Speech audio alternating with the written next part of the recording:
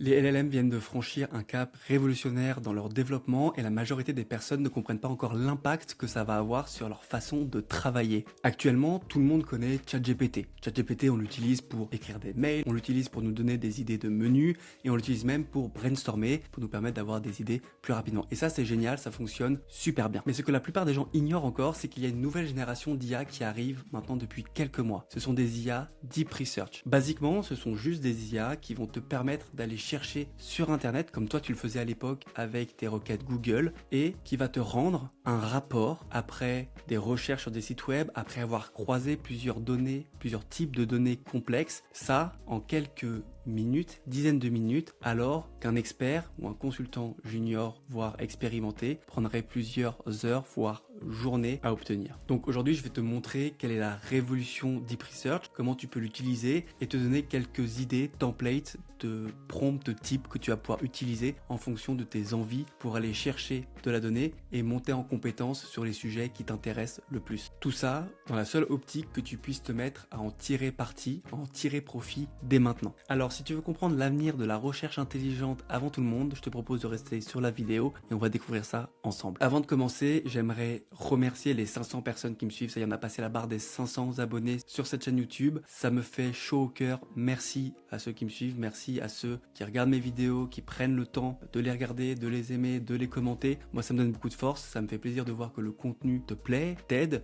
que ça t'apporte de la valeur. Donc, je vais continuer à essayer d'en apporter le plus possible, de la manière la plus vulgarisée possible pour que tu puisses monter en compétence sur ton amélioration de toi, donc ton développement personnel et sur ton business qui soit en cours de création ou en cours d'optimisation. Tous les 500 abonnés jusqu'aux 10 000, il y aura un mois d'accompagnement offert au tirage au sort aux personnes qui seront intéressées. Donc très rapidement, à quoi ça va consister? Tu vas avoir accès à ma personne pendant un mois par message et téléphone quand on aura besoin. Il y aura 4 points de défini, donc un par semaine d'une heure minimum pour qu'on puisse parler voilà, des clés que je peux te donner pour que tu t'améliores personnellement, des méthodes, pour que tu puisses créer un business ou améliorer un business, parce qu'il faut d'abord s'améliorer soi-même avant de pouvoir imaginer créer quelque chose de solide. Jouer le jeu, si vraiment t'es intéressé, eh ben tu peux commenter sous cette vidéo, vérifier bien entendu que t'es abonné, l'aimer c'est un petit plus, mais voilà, commenter que tu es intéressé par le mois d'accompagnement. Moi, en fonction de ça, je vérifierai les conditions et puis je tirerai au sort les personnes qui sont réellement intéressées et un mois d'accompagnement sera offert à la personne sélectionnée. L'idée, c'est de faire un démarrage en septembre, donc ça va laisser en gros 2 mois, un peu moins de 2 mois, 1 mois et demi pour la sélection.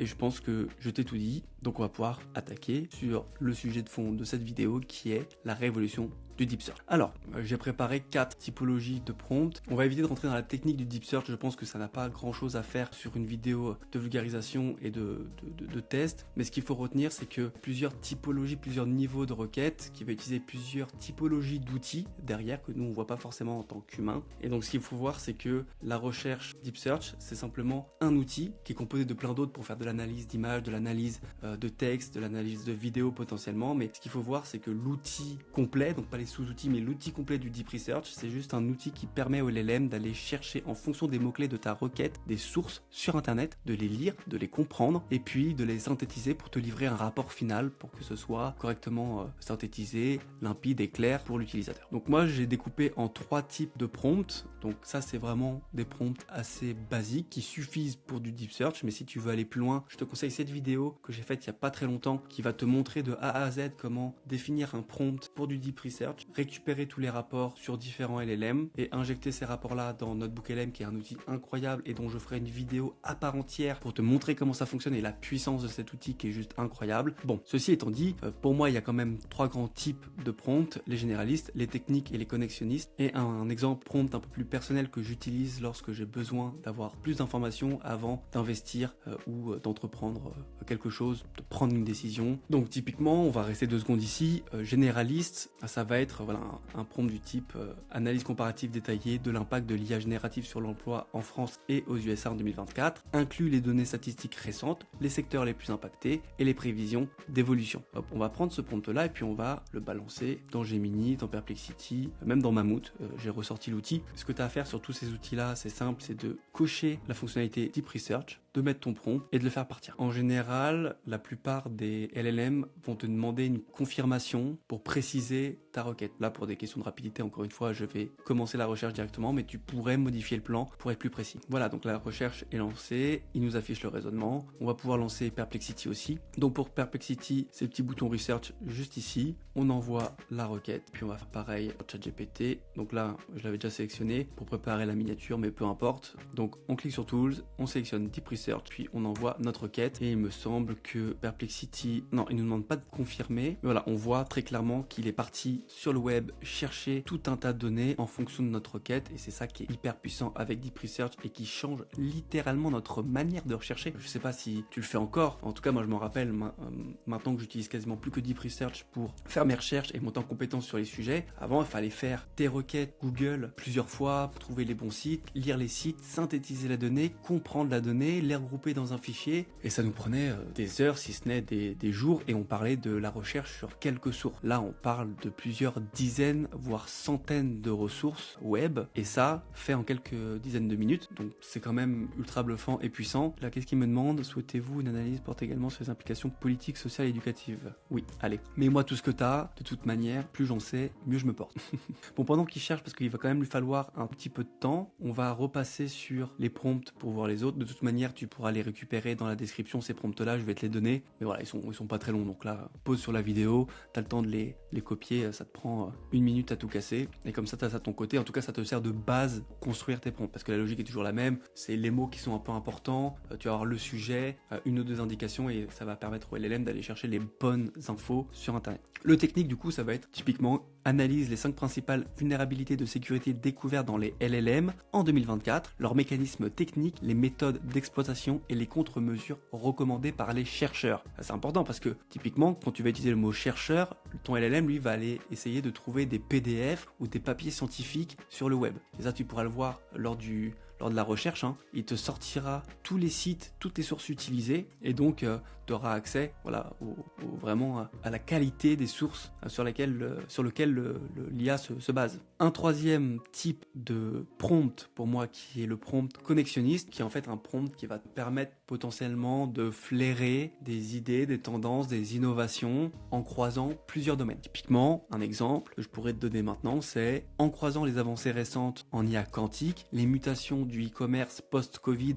et l'évolution des réglementations européennes sur la data, quelles sont les 3 opportunités business les plus prometteuses dans les 5 prochaines années? Là, à première vue, on peut se dire, ok, le gars me parle d'IA quantique, de mutation e-commerce post-Covid et des réglementations européennes sur la data. Bon, à la rigueur, j'ai peut-être une corrélation intéressante entre l'IA quantique et la data, parce que la réglementation a évolué et le quantique va apporter d'autres réglementations, ça c'est sûr. Mais par contre, qu'est-ce que vient faire l'e-commerce post-Covid? Je comprends pas trop. Mais ça, c'est pas grave, parce que nous, avec notre cerveau humain, on a du mal à se projeter dans trop de dimensions à la fois pour faire des connexions, même si de temps en temps on y arrive, ou alors c'est une idée un peu eureka qui pop et où on se rend compte qu'elle est prometteuse. Mais là, on demande à la puissance du LLM de faire cette recherche pour nous, et donc tu pourrais croiser d'autres domaines, le sport, la santé, et voir, toi en tant qu'entrepreneur, quelles sont les opportunités business les plus prometteuses. Et l'exemple de prompt personnel, dans le cas où je veux avoir plus d'informations avant de prendre une décision, typiquement ça pourrait être la dernière que j'ai faite. Un exemple concret, c'est l'analyse de Nvidia sous les 3 angles suivants, donc la performance financière vs les concurrents actuels, leur positionnement du marché IA et des data centers. Parce que voilà, Nvidia s'est fortement positionné sur du GPU, donc de la puissance de calcul pour l'intelligence artificielle, et les risques géopolitiques liés aux semi-conducteurs, et ainsi qu'une synthèse pour la décision d'investissement amateur. Donc ça, c'est pour moi. Je considère que je suis un investisseur amateur, et donc je veux une synthèse de tous ces sujets-là, de ce qu'elle a pu recueillir sur Internet, pour que moi je puisse prendre une décision cohérente et éclairée. Et j'ai pas mis notre prompt sur Mammouth, parce que Mammouth, voilà, c'est un outil que j'ai présenté. Donc pareil, je te mets la vidéo juste là, la semaine dernière ou la semaine d'avant, et qui propose les LLM de raisonnement. Donc on a OpenPerplex, GPT Web, donc qui est celui qu'on utilise avec GPT, Perplexity et Deep Research. Donc là on va utiliser OpenPerplex que j'ai jamais utilisé, et on va voir voir ce que ça nous donne. Et donc bon, la petite puissance aussi de Mammouth, mais ça on le voit dans la vidéo que j'ai faite, c'est que une fois que ça sera fait, on pourra faire en un clic un reprompt avec un autre LLM de raisonnement. Donc là on voit que la première source sur laquelle il se base, c'est HEC Paris, donc il y a une source quand même assez fiable. La deuxième, on a McKinsey, qui est un des plus gros cabinets de consulting qui font des recherches très sérieuses, et d'autres sources. Donc on va voir si les autres ont terminé, parce que c'est quand même un peu le but. Donc on a notre IA générative de Gemini qui a terminé sa recherche. Alors on peut exporter en doc, alors ce que j'ai l'habitude de faire, parce que ça me permet ensuite de transformer ça en PDF et puis de le mettre dans Notebook LM, donc on va pas s'attarder là sur cette partie-là aujourd'hui, mais à savoir que c'est un outil qui est extrêmement puissant pour concaténer toute la donnée. Donc là on a nos sources, il y en a combien de pages? 25. Ok, donc à la fin on a une annexe avec toutes les sources et absolument toute la recherche. Perplexity a-t-il terminé? Oui, on voit 97 sources, donc ça fait beaucoup de sources. Tout à la fin, on peut pareil faire la même chose, exporter en PDF. Comme ça permet de garder la recherche, ce qui est quand même le plus intéressant. On utilise des crédits, là moi pour le coup c'est des crédits gratuits sur Perplexity, mais quand on paye le LLM, c'est quand même voilà, un bout de l'abonnement qui part, et donc ça paraît pertinent de garder la donnée et de la stocker quelque part pour pouvoir la réutiliser. ChatGPT n'a pas terminé, pour le moment on voit qu'il a tapé dans 17 sources. Est-ce qu'il y a des sources que je connais? Il y a InfoGouv, McKinsey qu'on retrouve, les autres je connais pas particulièrement. PwC, ok, bon, c'est quand même des sources qui sont plutôt fiables. Mammouth AI, il en est où? Ok, donc Mammouth AI a déjà terminé. Bon, c'est normal, hein, parce que Mammouth AI, comme l'abonnement est moins cher, ils réduisent le nombre de tokens, donc la recherche va quand même plus vite. Mais c'est quand même intéressant d'avoir la petite analyse qu'il est capable de nous faire, de récolter les quelques chiffres. On va mettre ça de côté. Bon, du coup, ces prompts-là, je te les fournirai en description. Tu pourras les récupérer en téléchargement. Je vais pas passer les autres prompts parce qu'on voit que ça prend quand même un peu de temps. Et je pense que t'as compris l'idée. Moi, ce que je trouve vraiment très intéressant, c'est que le Deep Research, c'est vraiment une fonctionnalité qui rebat les cartes pour les entrepreneurs qui ont besoin d'accumuler de la connaissance très rapidement, qui ont souvent besoin de faire des recherches. Voilà, tu fais ton prompt, tu fais un coup de CTRL-C, CTRL-V dans tout tes LLM, tu envoies, ensuite tu tapes, mais j'en ferai une vidéo, je vais montrer quand même rapidement ici pour les curieux, Notebook LM, tu te connectes dessus, tu récupères, tu as tous tes précédents projets, mais si tu les as pas, tu crées un nouveau notebook, et en fait là tu vas venir importer tes sources. Là on voit que j'ai mis donc Mammouth AI, Perplexity, Gemini, ChatGPT, et je pourrais faire Claude, donc ça ferait 5 rapports différents provenant d'un LLM. Je pourrais récupérer ces 5 rapports là, venir les mettre dans mon notebook LM, et en fait ça me donnerait ce format là. Donc j'ai toutes mes sources qui apparaissent sur le côté, et ça me permet de poser des questions à l'IA de notebook LM sur questions précises, bon, qui concernent le sujet bien entendu, et avoir une réponse qui va être précise, et surtout une réponse où les sources exactes, la ligne sur laquelle il cherche l'information t'est donnée, donc tu sais d'où l'information vient. Et ça va te permettre aussi de générer un podcast. Si tu es très mémoire auditive, un peu comme moi, tu génères ton podcast par rapport aux sources de données que tu as là sur le côté, et donc tu n'as plus qu'à écouter. Donc en général ça te donne un podcast d'une personne qui parle ou de deux personnes qui interagissent entre elles, donc ça rend un peu le podcast dynamique, et ça te permet d'assimiler de manière audio ton information. En tout cas ça te permet d'avoir, on va dire, les grandes lignes du sujet sur lequel t'as envie de monter en compétence. Mais ça on reviendra sur cet outil plus tard, qui est vraiment très puissant et qui en plus a sa version téléphone, donc tu as dans ta poche potentiellement tous les sujets que tu as préparés sur Notebook LM, donc tu as l'information et la connaissance dans ta poche à portée de main, avec une donnée nettoyée, précise et surtout pertinente. Donc voilà, la vidéo est terminée, j'espère qu'elle t'a plu. Donc ce qu'on a vu, c'est tout simplement quelle est la révolution du Deep Research avec les LLM. Donc c'est simplement donner les bons outils à l'IA pour aller chercher sur internet, lire la donnée, la synthétiser, croiser des données complexes et en ressortir un rapport. Toi tu puisses lire ce rapport là et monter en compétence sur le sujet qui t'intéresse, et de manière rapide, en gagnant des dizaines voire des centaines d'heures, puisque tu n'as plus besoin d'aller toi-même chercher la source, lire la source, synthétiser la source et mettre toute cette donnée là dans un fichier et réitérer l'action jusqu'à ce que tu aies assez de données sur le sujet. Là c'est l'IA qui s'en occupe, mais on l'a vu ici, en quelques minutes, voire une petite dizaine de minutes, on a les rapports qui sortent les uns après les autres, et donc on a de la donnée propre qui nous permet de monter en compétence. Cette technologie, c'est plus de la science-fiction, elle existe, elle est entre nos mains, tu peux l'utiliser. Si tu as déjà des LLM, tu payes déjà des abonnements LLM, tu peux utiliser cette fonctionnalité. Tu peux aussi l'utiliser de manière gratuite, donc tu as moins d'utilisation de la fonctionnalité Deep Research, mais tu peux l'utiliser.